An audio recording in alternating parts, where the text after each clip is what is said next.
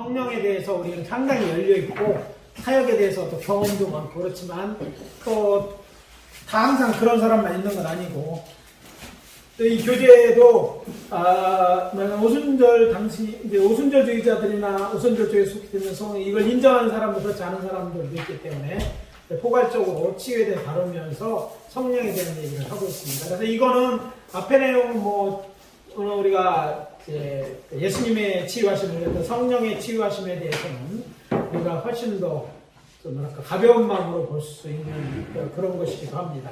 아무튼 성령에 대해서 이제 이야기하는데 예수님께서 이 성령을 의지해서 치유를 하시잖아요. 그래서 이 성령을 잘 알아야 되는데 흥미로운 것은 구약성에 성령이라고 언급된 것은 딱 두 군데밖에 없어요. 우리가 신약 시대에 와서 성령 많이 이야기하지만 구약에는 이제 성령이라고 구체적으로 이야기하는 두 군데밖에 나와 있지 않습니다. 시편 51편 11절하고 이사야 63장 10절 11절인데 한 군데에서 두 개까지 나와서 세 번 언급이 되는데요. 위치적으로 딱 두 군데에서 나오는 건데 신약계는 성령에 대한 얘기를 많이 하고 있기 때문에 우리는 성령에 대해서 구약에보다는 신약에서 많이 의지해야 되고 또 우리 기존 교회 다니는 분들보다는 오순절 쪽에서 우리 사역하는 분들에게는 상시 성령이 굉장히 가깝게 되기 때문에 이제 크게 이 자리에서는 이렇게 깊게 다루지는 않겠습니다. 중요한 것은 예수님이 그의 공생의 마지막 한 주간은 바로 이 성령에 대해서 가르치고 성령에 대해서 설교하셨다. 성령에 관한 것이었다는 것이고 또 성령은 예수님이 세상에 남길 제자들을 위해 보내시는 하나님의 보혜사이기 때문에 그렇게 하셨다는 것이 굉장히 중요합니다. 그래서 오늘의 우리의 살던 세는 성령의 시대라고 해야 되잖아요. 성령에 대해서 잘 알고 성령과 깊이 교제하고 또 성령과 함께 일하고 성령의 인도하심을 받는 게 굉장히 중요한데 치유 사역에 있어서는 더욱더 그러다는 겁니다.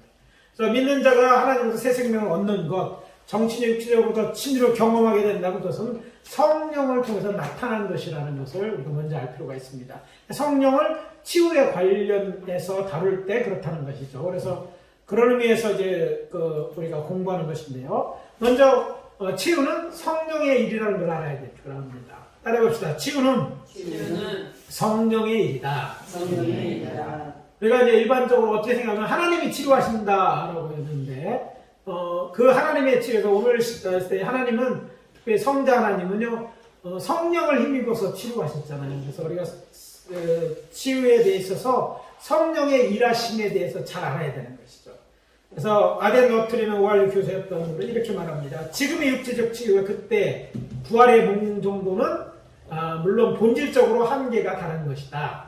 우리한 소리를 치료하시고 부활시키는 역사는 동일한 성령의 능력으로 말미암는 것이다. 그러니까 우리를 다시 나게 하고 부활하게 하고 또 치유하게 하는 것은 다 성령에 의해서 해서 성령의 능력으로 말미암는 것이라고 얘기합니다. 근데 이 성령의 능력이 바로 이제 나타나는 성령은 하나님이시기 때문에 완전히 치료자이시기 때문에 그러하다는 것이고 예수님 당시에는 성자 하나님이 직접 치료하셨고 하실 수 있었고 또 그럼에도 불구하고 성령을 의지해서 치료하신 것은 이제 예수님의 사역이 끝나고 제자들이 남겨졌을 때 이제 성령을 힘입어서 우리가 병자를 고치는 성령 하나님의 완전한 치료자는 하나님의 인도하심으로 병자를 고쳐야 하기 때문에 그걸 알 필요가 있다는 것이죠. 근데 이제 치유 사역의 측면에서 볼 때 우리가 주의를 교육은 예수님이 이렇게 치유를 많이 하셨는데 이 목회에 있어서 중요한 것은 예수님의 치유는 그런 성령 충만과 관련이 있다는 거예요. 그래서 성령이니까 성부 하나님 또 함께 세상을 구세주신 예수님의 탄생을 위해서 일하셨고 또 그 사역의 결과로 예수님이 태어나시고 또 예수님이 치유 사역을 하시고 죽으셨을 때 살리는 것도 성령의 사역이었고 지금도 이 성령은 우리 가운데 역사를 하신다는 거예요. 근데 성령이 계시다는 걸 인정하는 것을 넘어서서 예수님은 지혜살 때 성령의 그냥 존재를 인정하는 걸 넘어서서 성령의 충만을 받으면서 주의사역을 시작했어요. 그래서 예수님의 목회의 시작은 성령 충만과 깊은 관련이 있는데, 그러면서 사역하실 때 치유의 사역을 같이 했잖아요.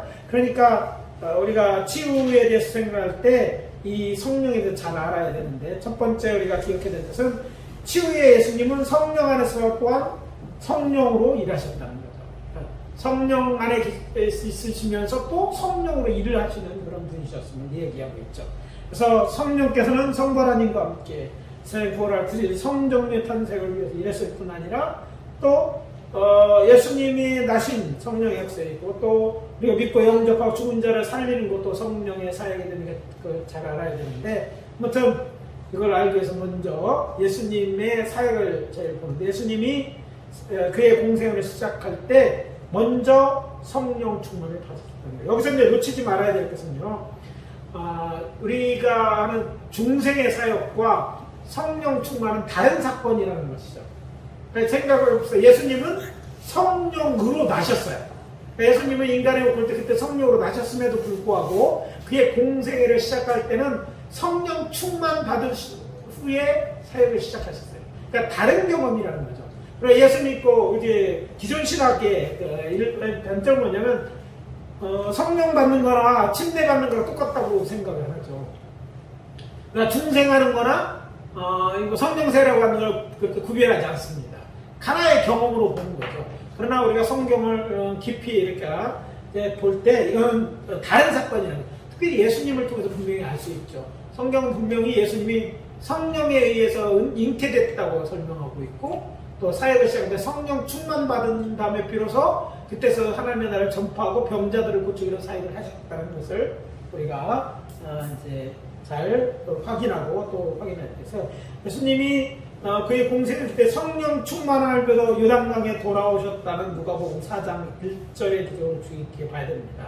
그래서 성령 충만을 받고 돌아왔는데 그에 대해서 성령의 권능으로 들어오셨다는, 그러니까 성령 충만 받은 것이 그 권능이었다는, 예수님이 나타내는 권능은 그러니까 성령 충만과 관련이 있다는 것이죠. 그러니까 태어나시길 하나님의 원래 존재자 하나님이셨고 성자 하나님이셨고, 인간의 몸을 입을 때는 성령으로 나셨음에도 불구하고 성령 충만 받으시고, 성령 충만으로 주의 사역을 감당함에 있어서 능력을 그 사역을 하면서 성령을 힘입어 사는 것이 그러니까 권능을 나타내는 것으로 보여졌다는 것이죠. 그래서 이런 그 말씀, 특별히 이제 예수님이 이렇게 갈릴리 나사렛에서 하실 때 주의 성령이 내게 임하셨으니 내가 기름을 부으시고 나를 보내서 눈먼 자의 다시 보기를 전파하며 라고 말하는데, 이건 이사야 61장 1절인데 의도적으로 찾으시고 읽으시면서 오늘날 이제 너희에게 응하였다고 말씀하신 것이죠. 이제 이런 역사가 일어났다가 성령의 기름 부으심을 받았다니 지금 일어나있고, 그가 이제 기름을 나를 보내서 지금 오셔서 이런 것을 전파하게 하셨다는 것을 나타내면서 이것을 하셨음을 알 필요가 있습니다. 자, 이것을 통해서 이사야서를 볼 때 이사야서는 뭐라고 되어 있냐면 갇힌 자에게 노임이라고, 노임이라는 단어를 파카라는 단어를 사용했는데, 이게 뭐냐면 갇힌 자에게 노임하여 오픈해줬다, 리비스트가 놓아주었다는 말인데, 갇힌 자를 풀어줬다는 말인데, 이것이 곧 성령이 이제 그를 통해서 병든 자를 구원하셨다는 예언으로 이해하고, 또 예수님의 사역이 그런 사역이었음을 아는 거죠. 예수님이 이 예언이 성취됐다고 얘기하셨거든요. 그래서 우리가 치유 사역을 함에 있어서 우리도 성령의 기름을 힘입어서 치유 사역을 예수님이 시작하셨다는 것은 곧 우리도 치유 사역에 대해서 성령 충만을 입고 나아가서 예수님처럼 병든 자를 치유해야 된다는 거예요. 우리가 믿는 자에게 이런 능력이 있다고 하셨는데, 물론 뭐 성자 하나님은 당연히 하나님이 계셔 믿었죠. 그럼에도 불구하고 그가 성령 요한에게 침례를 받으신다, 성령이 충만한다고 오시고 또 광야에 가서 기도하시고 비로소 가서 승파하셨다는 것은 우리에게 큰 도전인 줄 압니다. 그래서 우리가 예수님이 이렇게 해서 내가 하나님의 성령을 임하여 귀신을 쫓아내는 것은 하나님의 나라가 이미 너희에게 임하였다 말씀하시므로 자신의 치유사역에 성령을 힘입어 행하신 것을 분명히 했고, 또 베드로도 그 사도행전에서 나사렛 예수에게 성령과 능력을 기름 붓게 하셨다라고 설명하는데, 이게 이제 능력을 부으셨다는 이런 모든 내용이 성령 충만 받은 사건에 대한 언급이라는 거예요. 그래서 오늘 우리가 치유사역을 하고 권능을 나타낼 때 우리에게 필요한 건 성령의 충만함이라는 것이죠. 성령으로 가득 채워졌을 때 마귀의 들린 자를 고치는 역사, 병을 치유하는 역사가 나타나는 것이죠.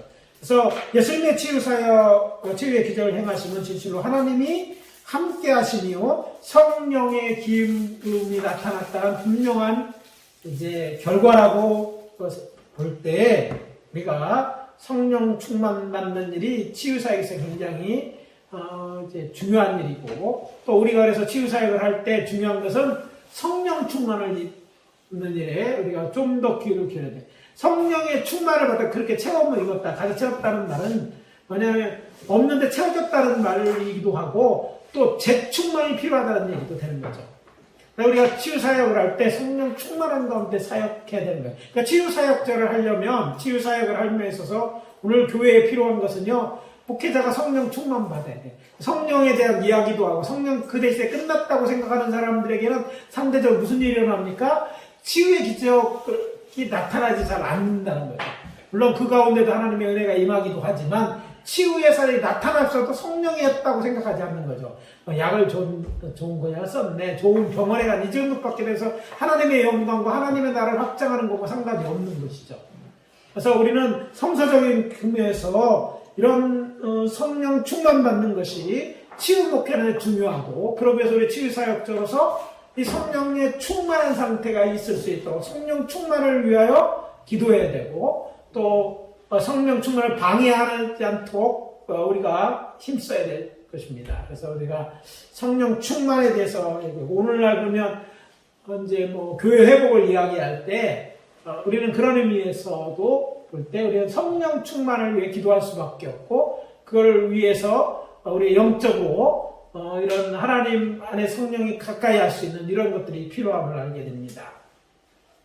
또 이제 우리가 성령의 역사로 예수님이 죽음에서 부활하셨다는 것 또한 우리가 확인해야 될 줄 압니다.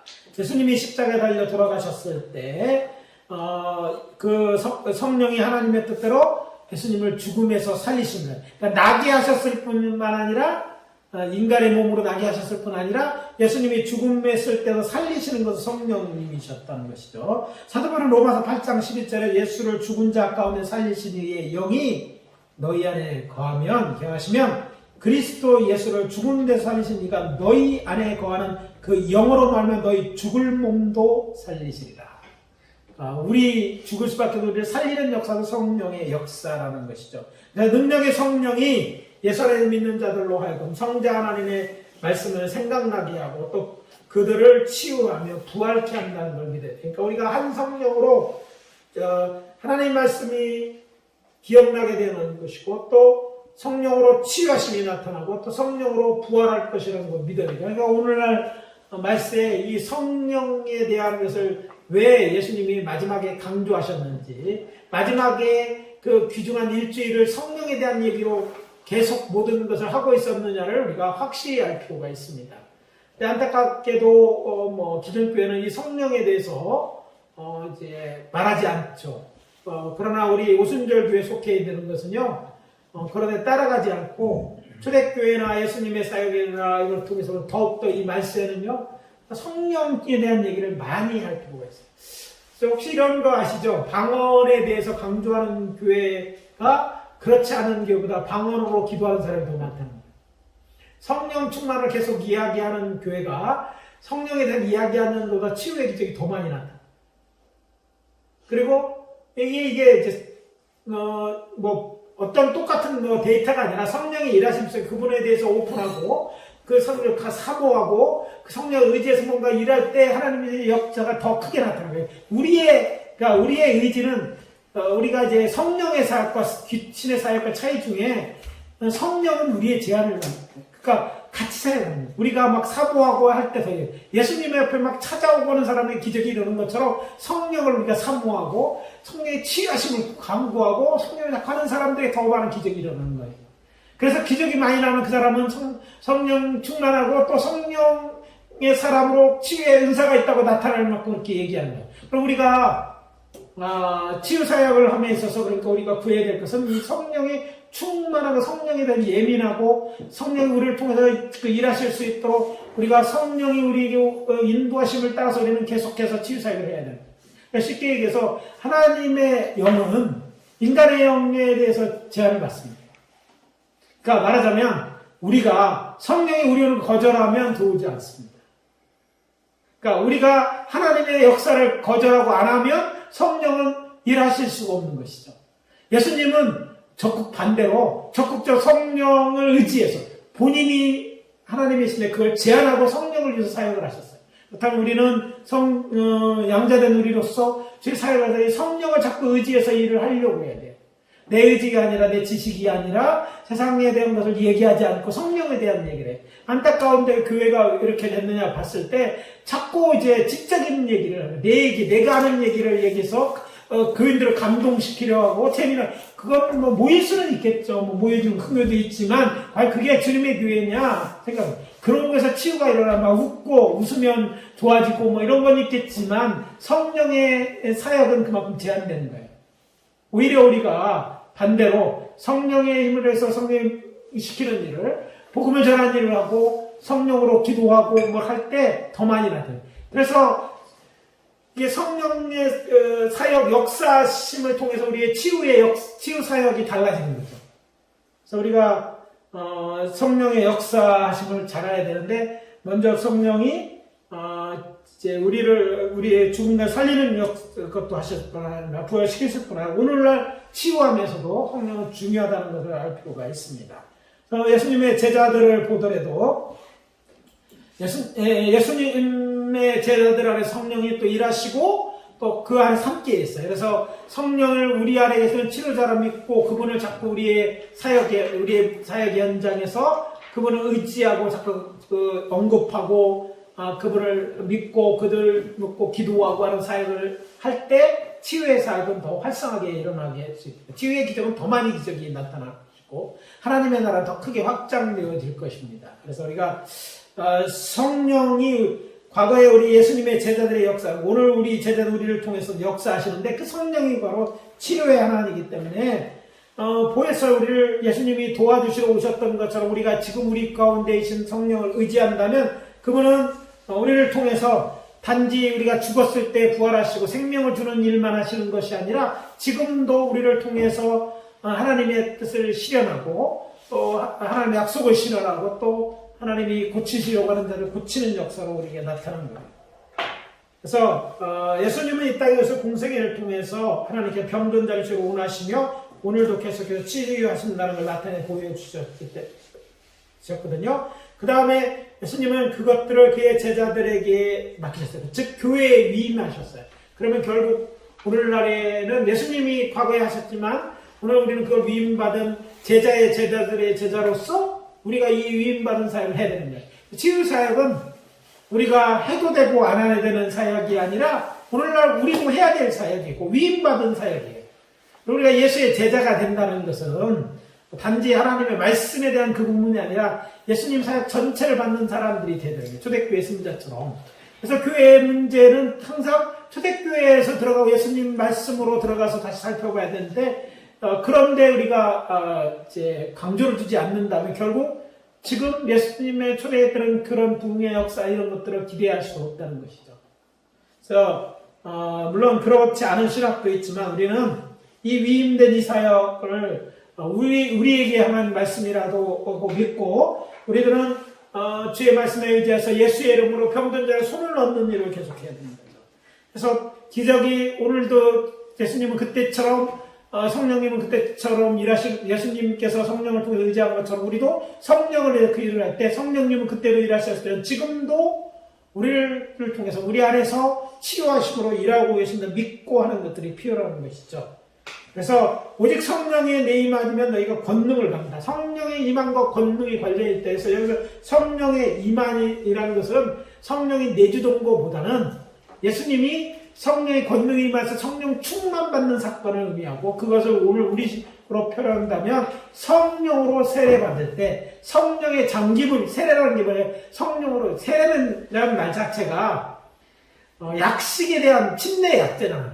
근데 뭘 설명하지 못하냐면 침례를 잘 설명하지 못해요. 세례라고 해서 뭐 불이 이런 정도가 아니라 성령이 완전히 잠기는 것, 성령의 충만함을 의미하는 거거든요. 자, 물론 우리가 약식 세례하면 모르는데 침례를 주면 알 수 있는 것이 뭐냐면 물에 완전히 잠그어지는 거잖아요.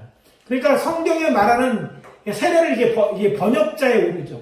이게 번역자의 오류가 아니라 이건 이렇게 신학이 하나님의 역사를 망쳐놓는 거예요. 다시 봐. 원래 침례로 번역했던 걸 세례로 바친 건 엄청난 죄를 지었다고 본 거야. 이건 학자가 해서는 안 되는 일이에요. 하나님의 말씀을 더 없는 것들에서 이해하시는 걸 번역을 해야지, 하나님 말씀에 분명히 되어 있는데 영어 성경이 뭐고 다 그렇게 되어 있는 거, 그거를 자기 신학에 우리는 세례 주니까 그걸 받고, 그럼 많은 걸 놓치는데 그 중에 성령 세례도 그래요. 성령 세례가 그냥 단순히 이거 찍어 바르는 거 갖고 이해 안 되는데, 침례 받으면 물에 완전히 잠기잖아. 성령으로 침례 받는다, 세례 받는다는 성령으로 잠기는 거예요. 물 대신 성령으로 잠기는 거예요. 성령이 조금만 나에게 임하여 있을 때 그 안에 권능이 나타나는 거죠. 우리가 구해야 될 건 그것인데 세례라고 바꿔놓으니까 의미가 사라져 있는 거예요. 그 깊은 뜻을 우리가 모르는 거예요. 그걸 이해하면 된다, 그건 당신 생각이고, 그거는 정말 신학자로서 부끄러운 일인데 아무튼 현실은 돼 있고, 우리는 바꿔서 침례교인이 아니지만 침례가 원래 성경 문제 원어대로 그걸 모르는 게 다 알면서도 그러잖아요. 성령 또는 세례 이딴 짓을 해놨는데, 성령에 충만하면 성령으로 잠기는 거예요. 그럴 때 권능이 임하는. 오늘 우리가 사역할 때 왜 안 나? 성령의 권능으로, 성령의 충만해 있지 않기 때문에 안 나. 역사가 마음대로 성령이 자유롭게 하지 못해. 우리를 자유롭게 쓰시고 성령이 일하셔야 되는데 그게 제한받으시는 거거든요. 그래서 우리 신학이 문제라는데, 신학의 이것들을 이렇게 잘못된 건 바로 성서적으로 바꿔야 되는데, 성령으로 충만하게 성령이 나를 통해서 할 수 있도록 우리는 도구로서 하나님이 하신 대로 그냥 하는 거예요. 성령의 충만함 받고 기도하면 성령이, 충만한 성령이 그들을 우리에게 그 충만하다는 것은 권능이 있다는 것이고, 그것들을 통해서 저들이 병고침을 받는 거예요. 그래서 객관 이대로 한다면 오순절교회 더 많은 병고침의 은사가 체험되어야지 맞아요. 근데 오늘 요즘은 다 똑같아져가지고 오순절 교회나 장로교회랑 똑같아. 장로교회 중에서 성령 강조하는 데보다 못하는 데도 많아요. 그래서 어떤 분이 그러더라고요. 복음 장로교회라고. 우리 교단이 옛날에 그냥 장로교회가 안전하게 그런 의미가 아니라 와보니까 이건 복음 오순절이 아니라 말만 오순절이지 아니냐. 어떤 문제가 생겼을까? 우리에게 그 맹점이 올까요? 복음적인 노선에는 교수들이 갖고 있는 단점이 그거거든요. 말로 하는 게 아니라 직접 나타내는데 그거를 설명하는 것에 불과한 거죠. 과거에 경험했던 게 지금 경험해야 되는데 지금 나타나지 않는 거죠. 왜? 성령의 충만을 얘기하는데 충만하지 않아. 치유를 얘기하면 신유를 가르쳐. 되게 황당해요. 신유를 가르치는데 신유를 안 해. 기도 안 해. 그러면 그게 배우는 게 무슨 의미가 있는 거예요?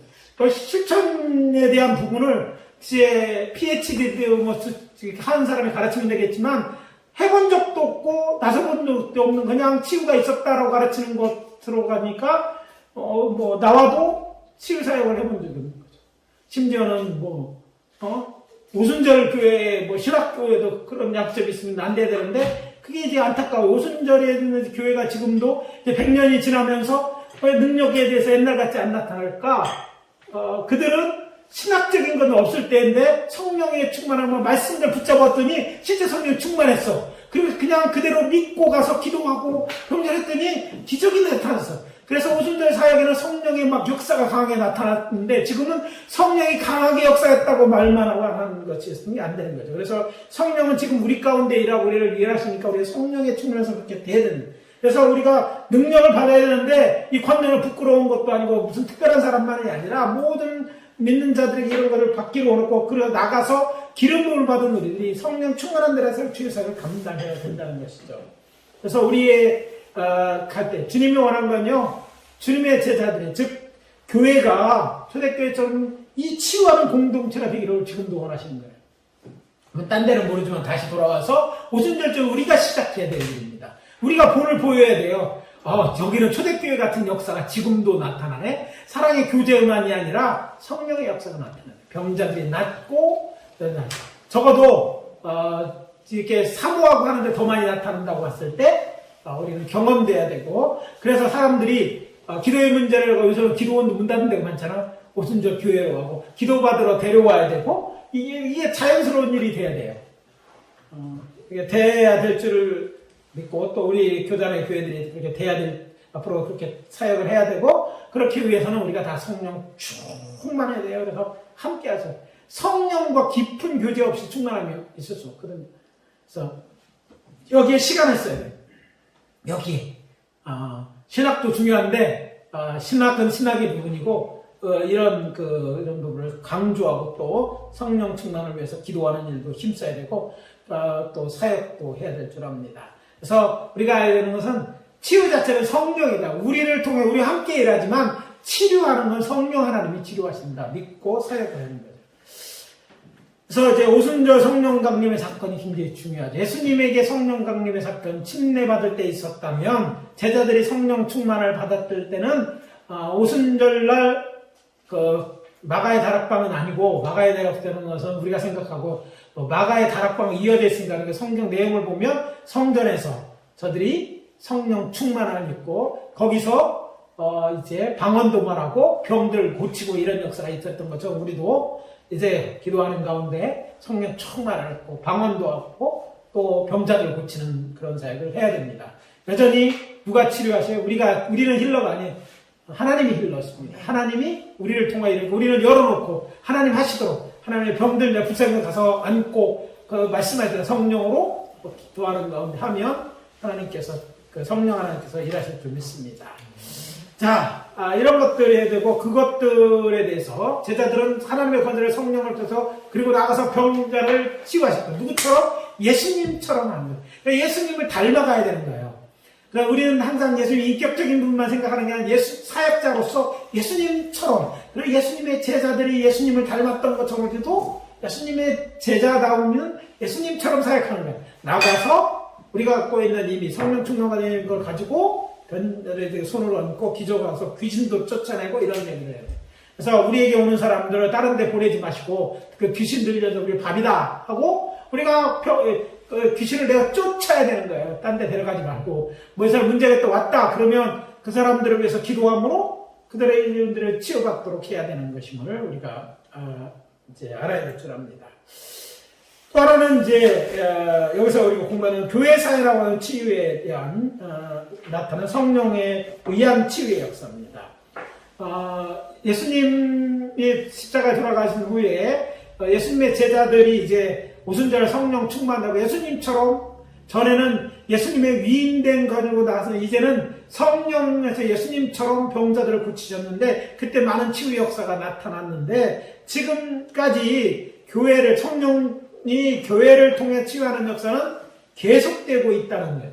계속되어 왔고, 예수님이 재림하기 전까지 중단 없이 계속될 성령님의 사역이 틀림없다는 걸 알아야 돼요. 그래서 사람들이 이게 신학이 휴지주의의 신학은 그때로 끝났다고 하니까 이제 지금은 안 하지만, 사실 성령의 그 사역을 자세히 들여다보면 교회사를 통해서 볼 때 성령은요 끝낸 적이 없으세요. 그래서 박해했던 교회 성령의 능력에서 활동적으로 치유 사역을 하고 있어요. 이게 이제 콘스탄틴 대제 이후에 기독교가 공인되기 전에도요, 그때는 더욱 강렬하게 성령의 역사가 일어났어요. 그 믿지 않는 사람은 박해받고 예수 믿는 걸 고통당하고, 그러다 이때 성령의 역사가 크게 나타나고 병 고치면 그때가 나타났던 게 아니라 그때도 나타났을 거예요. 지금까지도 성령의 역사가 계속되고 있다는 걸 알아야 돼요. 그러니까 예수님 때문에 아니라 사도들의 시대뿐만 아니라 속사도 시대 더 그 뒤에도 계속해서 치유의 기적은 나타났어요. 이게 바른 교회의 모습이고, 그렇게 할 때 치유의 사역은 여태까지 중단된 적이 없다는 걸 알 필요가 있는 거죠. 그런 것들을 어떻게 확인했냐면, 당시에 이제 기독교 메시지를 교회 밖에 했던 변증론자의 기록을 통해서 알 수 있다는 거예요. 순교자 유스타너스나 이레누스라든지 터툴리니아스, 오리겐 등의 기록을 보면 교회에 일어났던 치유의 기록에 대해서 기록하고 있어요. 그러니까 예수님 바로 제자들 때만 일어난 게 아니라 계속해서 속사도 시대까지도 이런 역사가 일어났던 거죠. 박해하려는 교회는 이건 일반적이에요. 그러니까 교회가 계속해서 확장되어 나갔던 거죠. 두 번째, 그러면 중세교회, 암흑기라고 얘기하잖아요. 암흑시에도 치유의 빛만은 사라지지 않았다. 암흑기도요, 여전히 성령님은 교회들을 치료했었어요. 그래서, 이제, 콘스탄틴 측령 기독교가 공인되고, AD 80년에 또 데오더스 연회가 신로마, 국교가, 로마의 국교가 기독교가 되잖아요. 그런데 문제는 로마의 기독교가 되면서 교회가 타락합니다. 근데 타락하던 그 시대에도 치유의 사역이 나타났고 성령은 여전히 병자들을 치유하셨다는 거예요. 물론 이제 이슬람이 부흥하면서 교회는 위기를 맞죠. 그런데 또 타락에 있어서 이제 그 서방 교회 원로원의 그레고리 1세가 500년 최초로 교황이 되는 것을 세력을 확정해 나갑니다. 근데 이제 그레고리 이제 교황이 되면서 크게 치유의 사역의 결정적인 신학적 오류를 봅니다. 그게 뭐냐면, 그레고리와 교황이 되면서, 그러니까 성령에 충만한 사람은 교황을 세워야 되는데, 이 정치꾼을 세운 거랑 마찬가지예요. 그가 뭐라면 질병은 주로 하나님의 채찍이다라고 했어요. 채찍으로 보니까 질병이 어떻게 돼요? 관점을 보면 관점이 달라니까 치유 사역에 대한 중요성이 사라져요. 질병은 우리를 위해서 하나님이 쓰시는 도구가 되는 거예요. 그러니까 우리는 질병을 감내하는 것만이 하는 것이 바른 태도인 것처럼. 그러니까 초대대 교회는 질병을 감내해야 될 것으로 설명하지 않았음에도 불구하고 교황의 신학이 교회에 받아들이고 그래서 교회는 그래서 치유에 대한 사역을 하지 않았어요. 아까 얘기한 퀸칭도 했죠. 열과 빛을 정말 물리적인 어떤 것들을 제거하는 것처럼 소멸시키는 일을 교회가 한 거예요. 신학이. 그래서 뭐냐면 교회 안에서 치유 사역이 줄어들었어요. 그런데 놓치지 말할 건 줄어들었지 없어지지는 않았다는 거예요. 그래서 여기 도표를 보면요. 제가 이게 그림을 횃불을 했어요. 성령이 이때는 막 밖에 들어 성령이 뜨거웠어요. 막 치유의 사역도 많이 일어났습니다. 그런데 중세 암흑시대는요. 성령의 사역이 푹 줄어들어서 신학도 성령을 강구하지 않고 고난은 우리에게 주시는 하나님의 선물로만 이해하고 고난당하는 게 위기예요. 고난의 유익도 있죠. 그러나 주님은 고난의 유익 때문에 병자를 고치지 않았거든요. 근데 고난의 신학에 매여 있다 보니까 치유를 구하지 않았어요. 물론 치유의 빛은 사라지지 않고 아주 작아졌어요.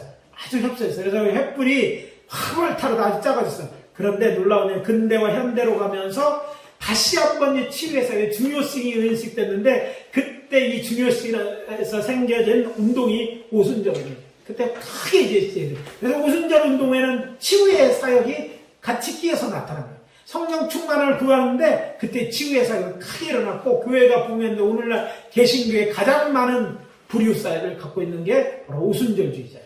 오순절주의자들이 말했던 뭐에 성령해야 되는데 한국은 이번에 아주 오순절주의자들이 아니라 장로교 쪽에 많아져갖고 이런 것들은 그래도 부흥했지만 지금은 그래도 거기는요 초창기에 장로교 신자들이 성령 막 갈구하던 사람들이었어요. 그래서 큰 역사가 일어났는데 점점 칼빈주의화 하다가 지금은 역사가 성령에 대해서 전략하니까 쫄아들어 있지만 아직도 남아있는 순복음교회나 우리 이제 포스케교회가 이것들을 다시 한번 불태워야 돼요. 교회를 새롭게 하는 거는 그래서 제가 포스케에 소망이 있다고 한 이유는 바로 이거예요. 신학이 바라야 되는데 성령의 역사에는 성령의 역사인데 우리는 성령이 더 오픈되어 있는 사모함이 있는 거예요. 치유사역을 우리는 이제 보다 적극적으로 해야 돼요.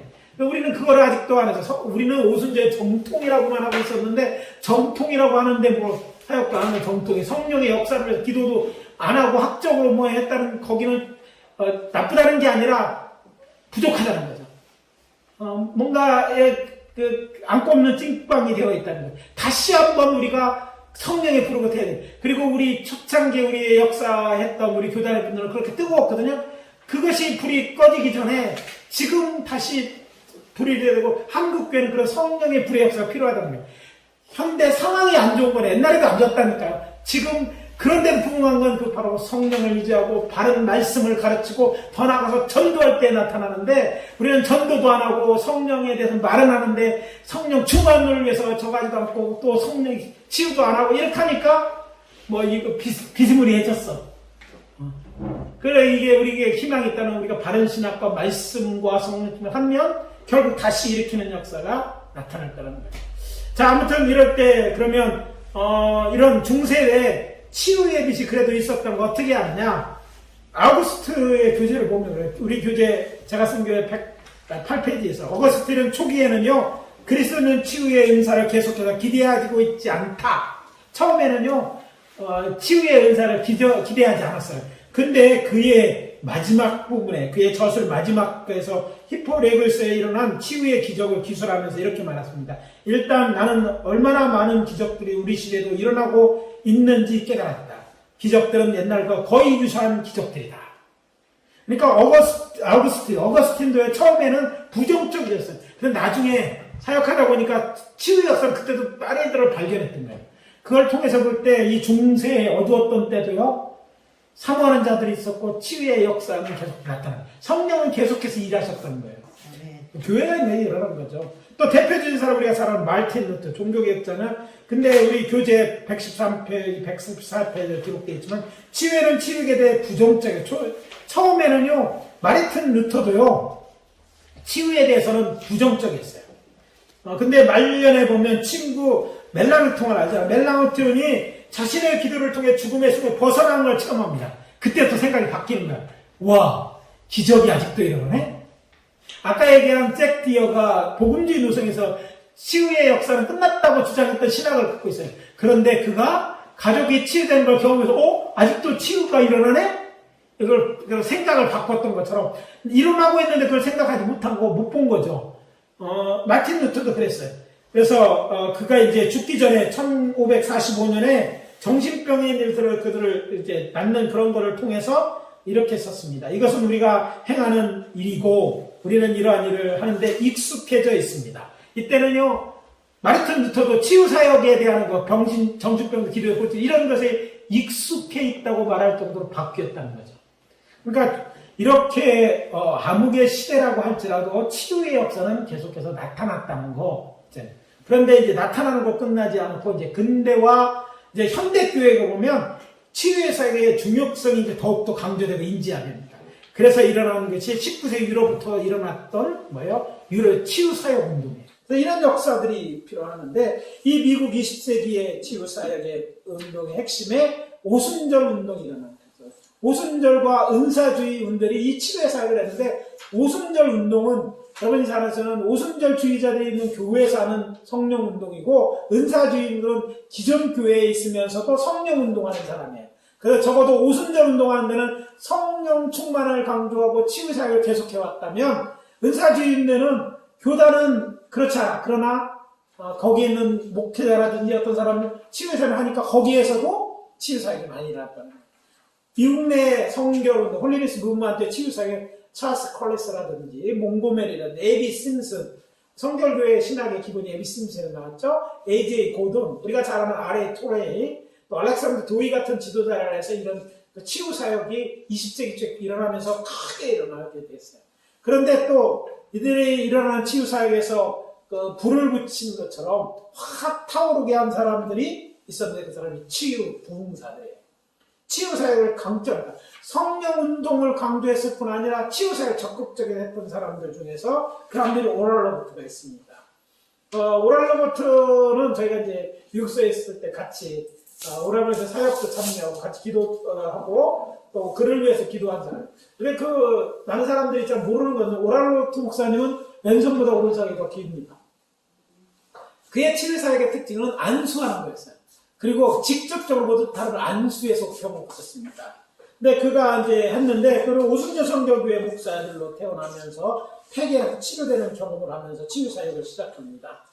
근데 얼마나 이제 오른손을 많이 하다 보니까 그에 대해 노년에 우리가 이제 학교에서 공부하는데, 한 번은 채플에 나오셨어요. 그러면 나를 위해 이렇게 오른손으로 기부스에 갖고 오셨어요.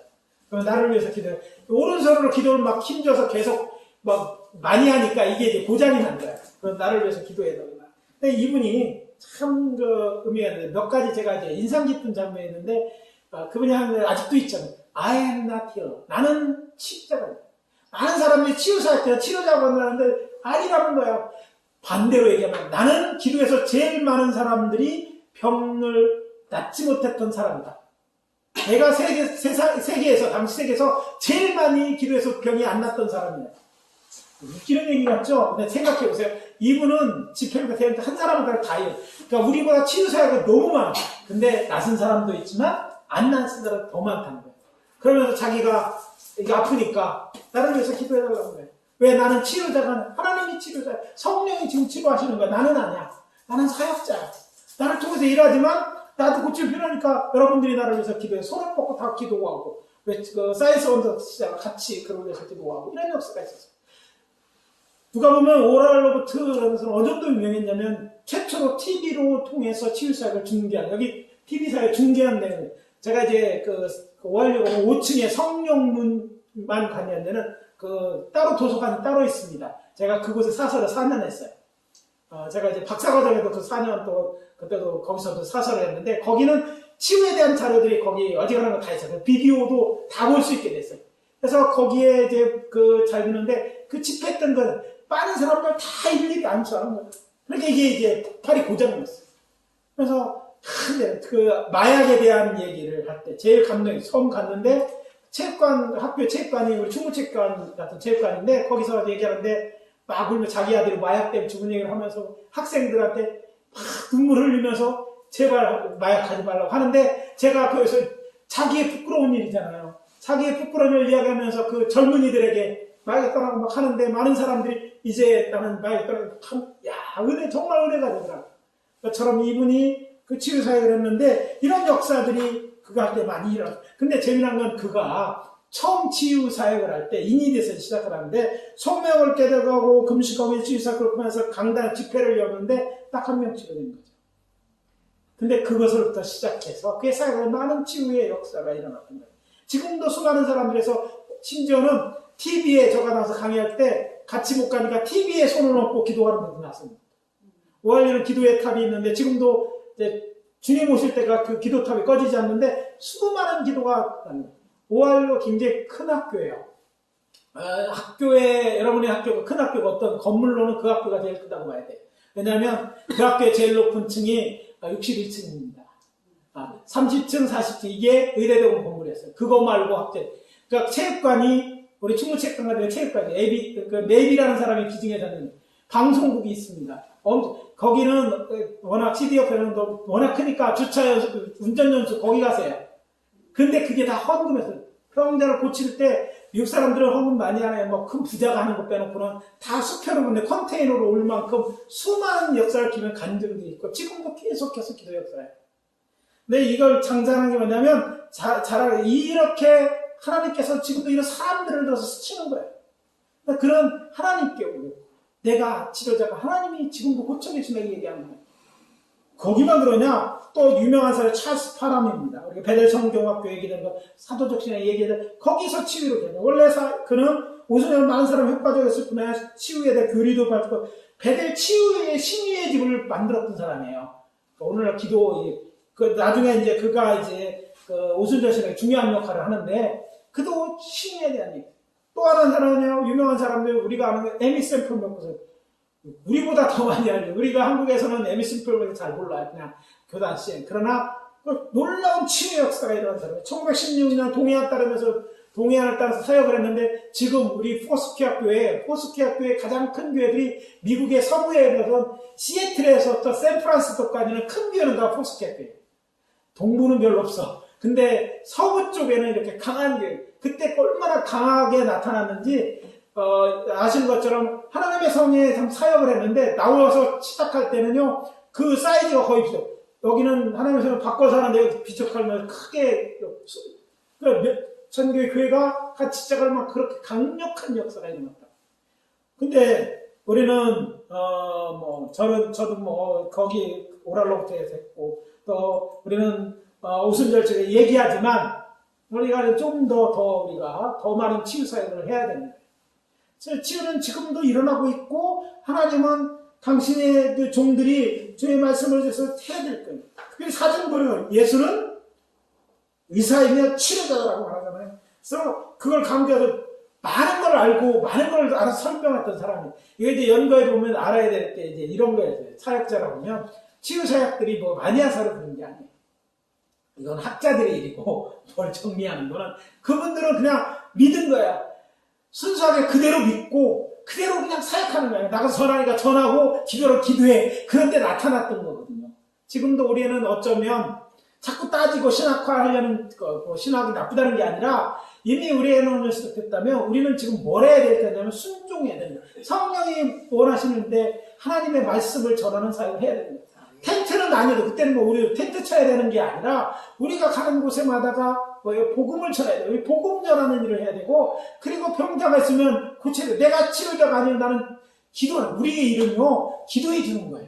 낫게 하는 게 우리가 낫는 거 하나님이 하시는 거고 예수 믿게 하면 영혼이 건받으니까 그건 나대. 그 안에는 하나님의 은혜니까 내가 할 일은 기도하는 거예요. 병자들을 위해 기도하는 거예요. 그리고 복음을 선포하고 병자를 위해 기도하는 거예요. 때로 하나님께서 강하게 쓰시는 사람이 있죠. 우리가 치유 사역하는 그런 역사가 있다면 동참하는 거예요. 우린 기도의 사람들이 아닙니까? 그래서 우리가 지금 필요한 거는 정말 이게 우리 손들이는 동참하는 거예요. 기도하는 성령 충만 말해야 되니까 성령 충만을 위해서 기도하고 똑같이 우리 기도하는 건 적은 걸 갖고 신학적으로 그렇게 공부도 안 하고 했어도 그 나타났다는. 그럼 우리도 더 이상 어쩌면 필요한 것보다는 이 말씀을 의지하고 순종하는 게 필요한 거죠. 안 된다는 득된 믿음을 버려야 돼, 이제는. 교회가 안 된다는 믿음도 버려야 돼. 우리 복음교회는 안 돼. 그것도 버려야 돼. 뭐 안 되고 되고, 뭐 내가 다 하면, 내가 하나님이지. 그럼 믿음이 없어요. 우리는 지금 다시 믿음을 회복해. 하나님이 하실 수 있다. 나는 주의 종이야. 하나님 하라는 걸 하는 거잖아. 나는 하나님의 종으로서 해야 되는데, 누구나 다 해야 돼. 치유 사역자로 어떤 사람이 신유의 은사가 있어서 한다는 신학을 버리면 돼. 성경은 분명히 신유의 은사라고 하는 치유의 은사라고 얘기했대. 그 원어에도. 그러니까 그분이 성령이 병을 낫게 하시는 은사를 주시는 거야. 그래서 낫는 거야. 우리는 뭐예요? 성령 충만한 가운데 복음을 선포하고 병든 자를 불쌍히 자를 그 앞에 있는 중재자로서 역할을 하는 거죠. 그러니까 교회에서 해야 됩니다. 그래서 저는 좀 패턴을 좀 바꿔요. 저희는 예전에 이제 배가지파의 시대이잖아요. 그때는 지금은 교회가 해야 된다. 교회에서 해야 되는 거죠. 교회에서는 훨씬 더 오래 기도할 수도 있고요. 더 오는 기회를 그리고 그 역사는 지금도 일어나고 있어요. 그래서 우리가 목사들이 누가 아니라 우리가 사역자들이 다른 누구를 청할 게 아니라 우리가 해야 되는 우리가 우리 교회에 맡겨진 사람들 그리고 복음을 전하면서 해야 되는데 우리 주변뿐만 아니라 또 우리가 보여주는 뭐 다른 데에서도 어디서나 또 다른 게 필요한 건 아니잖아요. 복음을 전하고 주의 사랑을 나타내면서 병든 자에서 내가 기도해 줄게. 근데 놀랍게도요.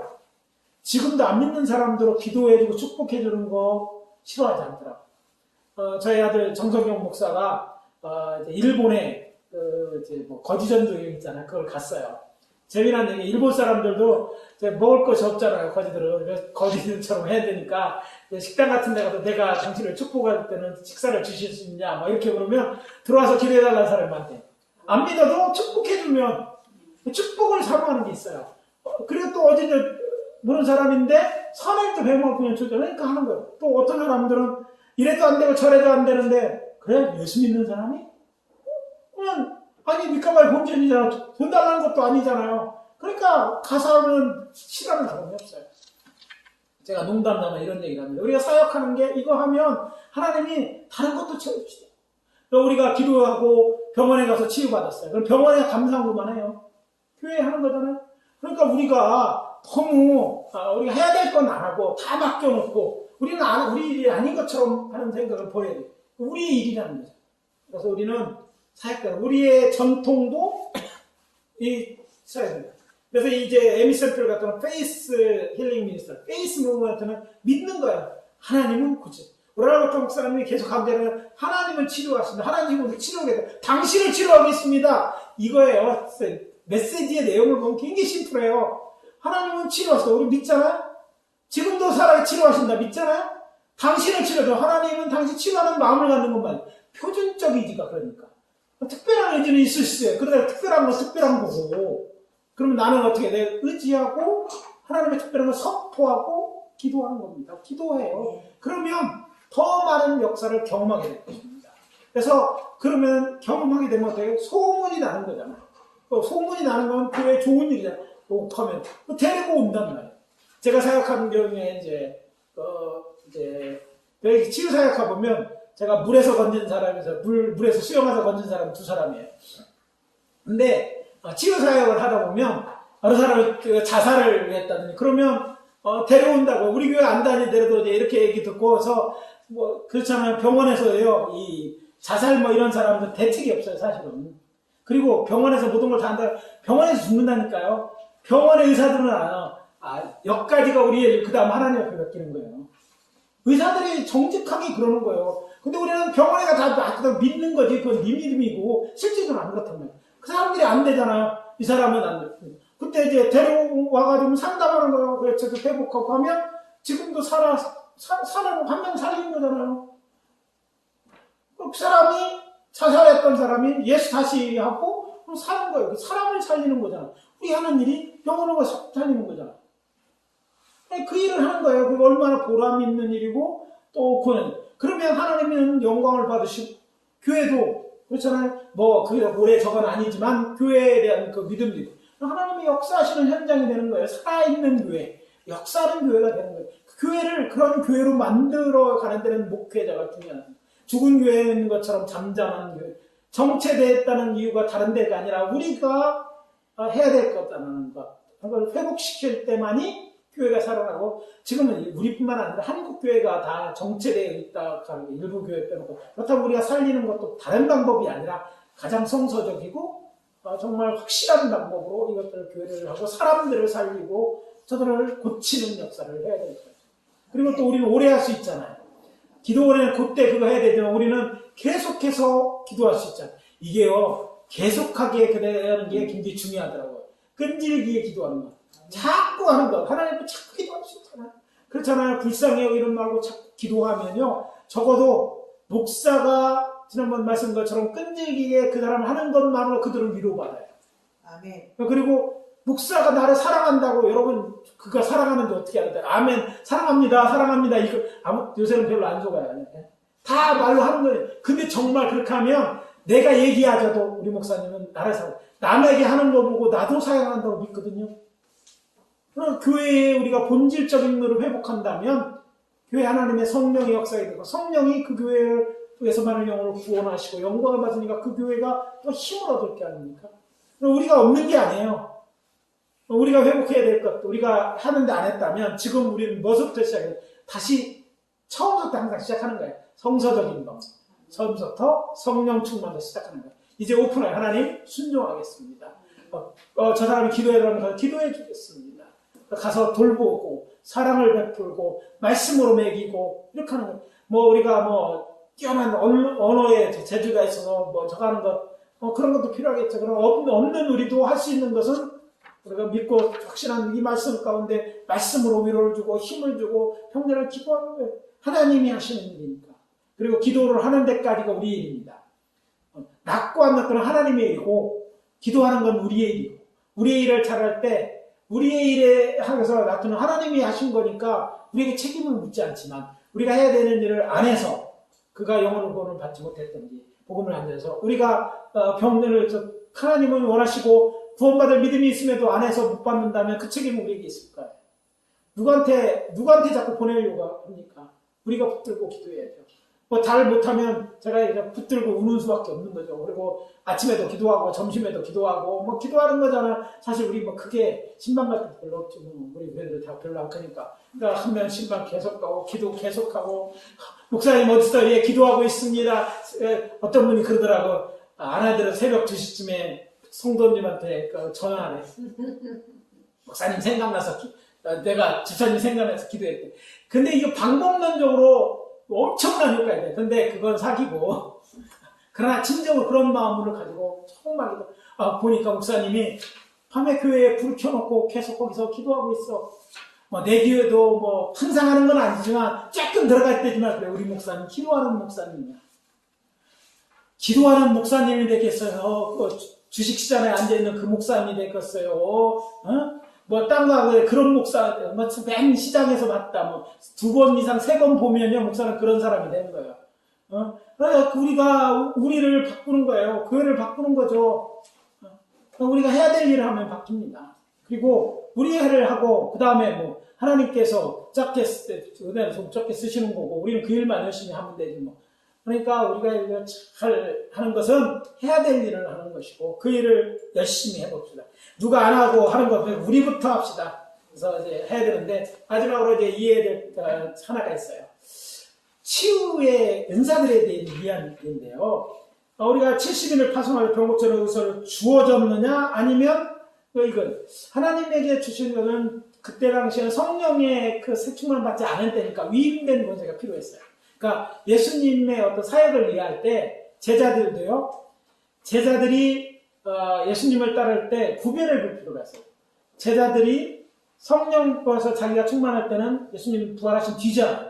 그 전까지 그들 병 고쳤어요. 그러면 그런 위임된 주님으로부터 위임받은 걸 가지고 고쳤어요. 그러나 이유는 성령 받기 위해서 이런 차이가 있는 건데, 먼저 병 고치는 은사에 대해서 나와 있는 고린도 12장을 먼저 알 필요가 있거든요. 치유의 기자 초에는 자신들이 병 고치는 은사를 받았기 때문에 병을 고친다 말하지 않았다. 성경에요, 내가 병 고치는 은사를 받아서 고쳤다고는 한 사람들 한 데가 없어요. 우리의 문제, 걸림돌은요, 사도 바울이 고린도전 12장에 대해서 치유의 은사들에게 표현한 것을 병 고치는 은사로 번역했기 때문에 오는 거예요. 근데 이제 우리는요, 히브리어 헬라어 열심히 공부했잖아요. 좀 의심되는 것은 원어로 좀 볼 필요가 있어요. 왜? 우리가 번역자는 나름대로 신학을 갖고 번역하기 때문에 아어가 다를 수 있는데, 치유의 병 고치는 은사가 그렇다는 거예요. 그래서 병 고치는 은사로 번역을 함으로 말미암아 병 고치는 은사가 있어야만 이제 고치는 것처럼, 마치 초대교회 예수님이 위임됐을 때 하는 것처럼 이해해요. 근데 위임됐을 때는 그렇지만 예수님이 이제 부활 승천하시는 성령을 통해서 우리는 성령과 함께 일하게 됐잖아요.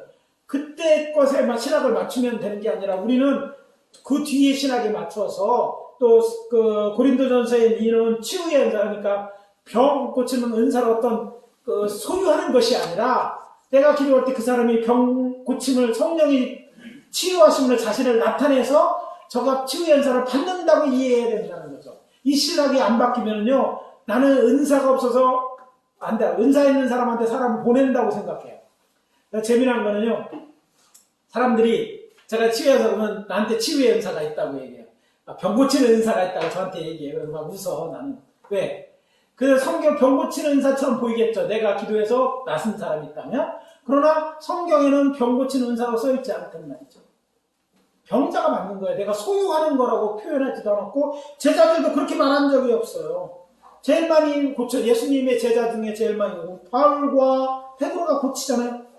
그들이 병 고치는 은사가 있어 내가 고쳤다 하지 않았어요. 또 야고보 5장의 치유의 결과로는 건강케 하면 주께서 하시는 것이라고 말하고, 주께서 하시는 거지 우리가 하는 게 아니에요. 병 낫기 위해 서로 기도하라. 의인의 강구는 역사하는 힘이 많다. 치유된 실제적 역사는 병 낫기를 기도하는 자라, 기도받는 자가 제3자 주님이 하시는 거예요. 그러니까 뭐냐면 우리는 치유를 위해 기도하는 치유사역자이지, 치유의 병 고치는 은사를 받아갖고 병자를 치유하는 그런 사역자는 아니라는 거죠. 이 신학의 변화가 없으면요, 합리하는 데요. 내가 기도했는데 안 났으면 나는 병 고치는 은사가 없어서 그렇다고 생각해요. 그러나 내가 잘 낫다고 해도 내가 인사가 주님이 고치신 거예요. 성령님이 고치신 거예요. 그런데 뭐 성령님이 고치는 거, 성령은 여전히 똑같이 어제로는 동일하시니까 우리는 그거 기도할 뿐이고, 고치고 안 고쳤는데 우리가 적할 건 없어요. 왜? 나는 내가 해야 될 일을 한 거잖아요. 그러니까 하나님이 하시는 거예요. 그래서 이 치유의 사역을 잘 이해하고 해야 될 필요가 있습니다. 특별히 또 알아야 될 건, 이건 하나님의 나라와 관계가 있다는 거예요. 그래서 우리가 치유의 은사를 이해할 때 하나님의 나라가 임한 표시니까 하나님의 나라가 자꾸 선포하고 병자를 기도할 때 이런 임한 표시로도 지금도 나타난다는 거예요. 아까 얘기한 대로 우리가 더 많이 경험하기로 한다면 복음을 전해야 돼요. 복음을 전해야지, 본을 전하면서 그들을 위해 기도할 때 그런 역사가 더 지금도 하나님의 표시로 병 고치는 역사가 더 많이 나타날 수 있다는 거 참고해 하셔야 됩니다. 그 다음에 이제 말한 대로 초대교회는 병 고치는 자를 파면 병을 고친다 말하지 않았고, 성령의 치유 연사들은 병든 자가 성령의 역사하심으로 나타나는 하나님으로 받는 은혜의 선물 곧 은사다. 그러니까 뭔가 가진 것이 아니라 하나님의 은혜의 선물이다. 어떤 사람에게 허락하시고 어떤 사람은 하나님의 사랑력이 하시지 않을 수도 있어. 중요한 거는 성령이 하시는 거라는 거죠. 그리고 세계적으로 널리 알려진 치유 부서들 어느 누구도 자신이 성령의 병 고치는 은사를 받았다고 말하지 않았다. 근데요, 한국에는 많이 있습니다. 왜 그럴까요? 앞에서 얘기한 한국은 성경을 잘못 번역해놔서 그런 거예요. 병 고치는 은사로 번역해놓으니까 어떤 사람이 소유하는 거 내가 나타나면 병 고치는 은사가 있다고 말하고, 기도를 해서요, 나한테 와서 받아! 내가 병 고치는 은사가 있다. 다 얘기하는데 그거는 그 성경이 있다고 그러는데 그 성경이 원어 성경은 안 돼 있어, 우리 성경. 그래서 외국에는 없는 거야. 이게 사역하다 보면 재미난 게 있어요. 귀신에 대한 사역에도 재미난 게 있고, 또 이것도 그런 거야. 우리가 성경의 오류라는 잘못된 데서 오는 이런 것들이 있는 거예요. 그래서 우리가 이 치유 신학을 해야 되는 이유는 성서적인 게 뭔가 더 중요하죠. 뭐라고 원서, 그럼 뭐 궁금하냐? 그러면 어떻게 하면 돼요?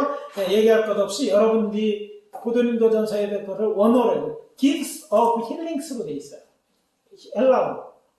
어디도 누가 소유하는 것처럼 표현되어 있지 않아요. 그러나 이렇게 생각하세요. 어떤 사람이 사실 많이 나타나니까 병 고치는 사람이 그 은사가 있는 것처럼 이해할 수 있어요.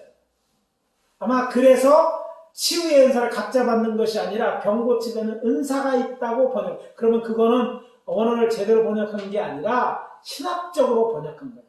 신학적으로 그렇게 번역할 수 있고 장로교 신학에서 가능하지만 우리는 원어로 봤을 때 그건 아닌 건 아니잖아요. 그럼 뭐예요? 성령이 고쳐져서 각 사람에게 성령의 나타냄을 주심은 유익하게 하려 아니라 어떤 이에게는 한 성령으로 치유의 은사들을 주시나니, 병 고치는 은사를 주는 게 아니라 치유의 은사들을 누가 받는 거예요? 각 사람이 병든 자가 치유의 은사, 치유의 은혜를 받는 거예요. 누가 고쳐요? 성령이 고치니까 성령이 자신을 나타내요. 자신이 치료의 하나님을 치유하심으로 나타내는 거예요. 오늘날 성령이 우리의 사역을 통해서 자신의 치유하심을 나타낼 수 있도록 하는 게 우리 일이고, 우리는 그 성령을 의지하고 치유의 은사가 병든 자에게 임하도록 기도해야 되는 것이죠. 이게 차이가 있는 거예요. 그래서 하워드 어빈 박사, 이제 제 지도교수였고요. 오순절 신학의 이제 핵심적인 제일 중요한 변론하고 했던 중요한 신학자인데, 오순절과 그들은 치료하는 또는 기적을 행하는 능력과 같은 은사들이 아니라 성령의 한 선물을 받은 것이다. 성령의 선물을 받는 거예요. 우리가 그 사람들이 강언을 하고 이런 거 성령의 나타남을 주신 거는 선물을 받은 것이지, 뭐 특히 병 고치는 것처럼 뭐 내가 어떤 사람을 고치는 이런 걸 받은 게 아니라는 거, 오역임을 알 수 있어요. 그리고 얘기한 대로 우리 여자 치유 부흥사 중에서 에미 샘플보다 조금 더 이전에 있었고 알려졌던 분이 캐터린 쿨만입니다. 그의 치유사 성령 얼마나 강하게 했었는 그의 비디오 옛날에 남은 그 영상을 보면요, 성령이 막 충만하게 일었는데 그가 지나가는데 막 샥 쓰러짐이 나타나. 그러니까 베니님이 그 쓰러짐에 그때 이제 뒤에 한 얘기, 이제 처음에 역사하는 막 어떤 장소에 강하게 역사에서 막 들리는 역사가 캐터린 쿨만 테이프에 나와요. 근데 그가 아주 한 얘기가 I believe in Him이라고 해서, 어떻게든 나는 치유의 능력을 가지고 있지 않다. 내가 할 수 있는 모든 것은 당신에게 그 길을 가르치는 일이다. 나는 당신을 위대한 의사에게 당신을 인도하고 당신을 위하여 기도하고 나서 그 나머지 일은 당신과 하나님께 맡기는 것이다. 그러니까 나는 기도하는 게 내 일이고 고치는 건 하나님이시다. 그래서 고침을 받으면 우리에게 감사하는 게 아니라, 사실은 뭐 사역을 했지만 제일 중요한 건 하나님이 고쳐요. 하나님의 영광을 받으셔야 돼요. 오직 하나님의 영광을 위해서 우리 구하고 하나님 앞에 영광을 돌리는 사람이 마땅한 사람. 내가 아니라 나한테 와, 뭐 이건 교만이야. 이게 하나님이 싫어하시는 건데 너무 이게 많은 거예요. 없으면 그러니까 만들어. 이렇게 하다 보니까 결국 일을 잘한 것 같은데 하나님 앞에 가면 어떻게 되겠어요? 종교 사기꾼이에요, 이건. 얼마나 무서운 일인지 몰라요. 아, 그 사람이 나섰으니까 됐지. 그건 네 생각이고. 내용과 방법도 다 옳아야 되는 거예요. 하나님의 사역 역사하심을 우리는 몰라서 하는, 우리는 아는 자가 되고 그렇게 되고, 치유의 능력이 있는 게 아니라 하나님이 치유하시는 거, 성령의 능력이 있어. 우리는 기도해주고 그들을 하도록 격려하고 또 기도하셔서 치유가 나타나면 하나님께 영광을 우리가 하면 되는 거예요. 오랄로부터 이스라엘 가장 유명한 치유 봉사죠. 근데 그가 자주 하는 얘기, I am not healed, he is the healer. 그가 잘 쓰는 얘기가 있어요. 우리 있을 때는 자주 나오진 않으셨어요. 근데 오시면 치유에 대해서 내가 힐러가 아니다 계속 얘기했다는. 그러면 he is, 하나님이 힐러다 계속 얘기하시고. 그래서 그는 겸손하게 자기가 이렇게 됐을 때, 과거에 그런 게 중요한 거예요. 나를 치렀던 거죠. 여러분들이 나를 위해서 기도해달라고 막 얘기하고, 우리 갑자기 글을, 어떻게 보면, 이게 올챙이, 한참 제자들이 우리가 붙들고 기도하는 거예요. 그런데, 나를 기도해달라고 해서 저도 이제 그런 게, 같이 가서 그냥 놓고, 같이 뺑들어서 막 그러면서 기도하는 거예요. 이 치유의 종이 그때 이제 연세가 많으셨으니까, 셋이 기도할 때 역사는 기도하는 거. 그럼 막 갑자기 거기서 자기가 무릎 꿇고 앉아가지고 기도하려고 막 여기서 기도하려고 이렇게 하시는 거예요. 우리는 할 수도 있고. 근데 그게 더 맞다는 얘기죠. 그게 하나님이 치유하시는 게 바른 이해라는 거죠. 우리도 그렇게 해야 될 줄 압니다. 그래서 결론적으로 말하면 신인은 하나님께서 자기의 영광을 위하여 그리스도 안에 성령을 통하여 병든 사람에게 베푸시는 은혜요. 값없이 부르는 성령의 선물 곧 은사다. 하나님은 병들을 치유하시기를 원하시고 예수님은 그 일을 위하여 성령님을 모든 믿는 자 곧 치유사역을 행하도록 부름받고 병든 자로 보내심을 받은 사람에게 보내셔서 함께 있게 하시고 그들의 이 사역을 감당할 때 병든 사람들에게 성령은 치유의 은사를 받게 함으로 자신을 나타내신 일을 하신다. 치유의 사역자나 병든 자 모두가 은혜를 그런 주 성삼위 하나님께 그래서 영광을 돌리려 한다. 이건 뭐예요? 하나님의 영광을 위한 일이에요. 치유사역을 교만하게 할 수가 있는 것이 아니에요. 하나님 앞에 영광 돌리고 그래서 더 많이 해야 돼. 왜? 하나님의 영광을 받으시다. 하나님의 나라는 것들을 저들은 잘 몰라. 하나님의 나라를 알게 하기 위해서 우리는 더 사역을 해야 돼. 그래서 우리는 우리의 원래 정체성을 회복해야 돼. 우리는 치유해야 돼. 우리 교회가 치유하는 교회가 돼야 되고 우리의 사역에 치유하는 사역이 되어야 맞답니다. 그래 영광은 그래서 누가? 글로리 투 더 하나님이 영광을 받으시게. 우리가 치유사역하는 건요 교회를 부흥하기 위한 것도 아니고 저가는 것도 아니에요. 하나님의 영광, 하나님을 드러내고 하나님의 살아계심을 증거하고 하나님이 그들을 사랑하시고 불쌍히 여기시는 걸 알기 위해서 우리는 해야 되고 치유사역은 그래서 계속 지금도 해야 될 일이고 성령님은 지금도 고치시는 줄 믿습니다. 글로리 투 더 그런 거죠. 그래서 그럼 이제 케이스 교회에서는 어떻게 치유사역, 여러분의 교회는 어떻게 치유사역을 하고 있습니까? 병든 자가 여러분의 교회에 왔다. 여러분은 어떻게 하고 있습니까? 혹시 하시는 것 생각해보고 혹시 바꿔야 될 게 있으면 무엇일까? 바꿔야 될 것이 있다면 혹시 한번 생각해보고 모든 걸 다 바꾸라고 그런 말씀드리지 않겠지만 여러분이 바꿔야 될 것이 있다면 바꿔야 될 줄 압니다. 신학에 매이지 말고 하나님의 말씀이 뭔가 보고 해야 되죠. 근데 언제부터 시작해요? 미루지 마시고 나중에 해야겠다. 교회 그때 하지 말고 지금 just 지금 저는 영광을 받도록 해야 될 줄 압니다.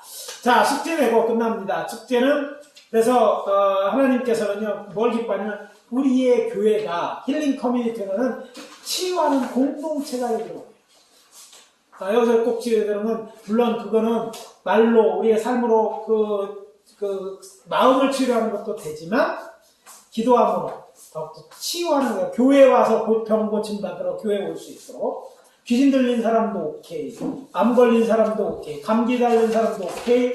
교회에 와서 그러면 기도하고 하는 것으로 해서 교회가 교회는 치유의 집이다 소문이 나야 되는데 우리 포스키아 교회들이 그런 교회로 소문나게 될 때 하나님이 우리 포스키아 교회들을 사용하셔서 말세에 많은 사람들의 영광을 받으시고 또 우리가 그걸 사역할 때 이게 우리의 정체성을 회복하는 일입니다. 특별히 우리 포스키아 교회 유명한 여자 치유 봉사였던 에미 샘플 먹것은 벌써 시작됐죠. 우리도 그렇게 저스트 디 그래서 우리 교회가 치유하는 공동체가 되는 줄 압니다.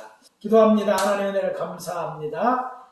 치유하심으로 성령님이 자신이 치료하는 성령님이심을 나타내신 줄 믿습니다. 우리 교회들이 치유의 공동체가 되게 하시고 한국 포스교회가 정말 우리의 본연의 사역을 깨닫고 우리의 정체성을 회복하며 교회의 위기의 때에 더욱더 주의 말씀과 성령 충만해서 교회가 마땅히 해야 될 감당함으로 회복에 앞장서는 저희들이 되게 도와주시고 그래서 교회들마다 아버지 많은 자들을 위로받고 치료받는 역사가 나타나게 도와주시옵소서. 예수 그리스도의 이름으로 감사하며 또 축복하며 기도합니다. 아멘.